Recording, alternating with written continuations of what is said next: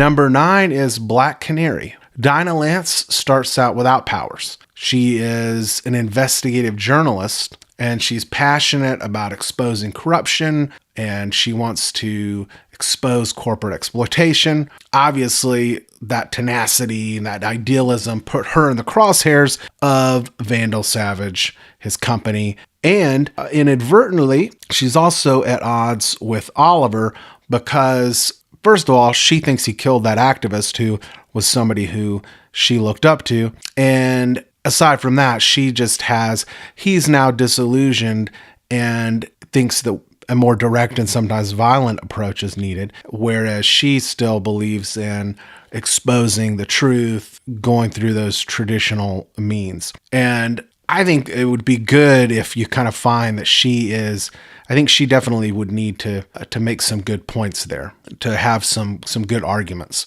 and not just be some sort of a straw man for Oliver to knock down. She grew up in a working class environment, at least that's what I think would make sense, in the neighborhoods of Star City.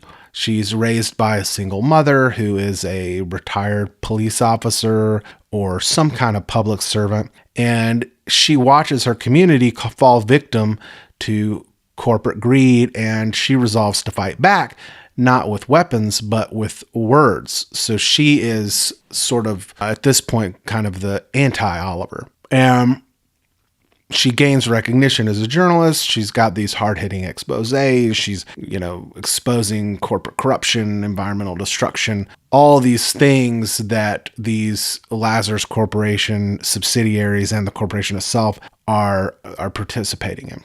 Then her latest investigation brings her to the heart of Savage's operations in Star City, where the company is conducting illegal experiments, deforesting protected land, exploiting vulnerable communities. She infiltrates the company as an undercover worker and is going to expose their crimes.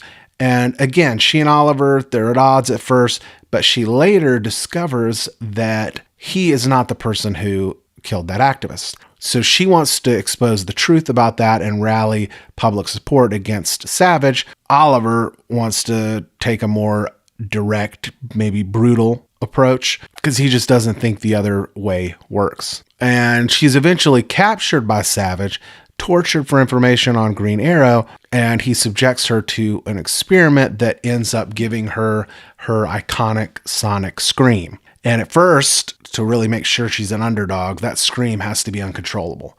She has to be isolated, unable to live a normal life, and has to learn how to control her powers so that she can fight against this corporation and others that profit off of silencing others. So there's almost like a little poetry to it, They silence people. She's screaming.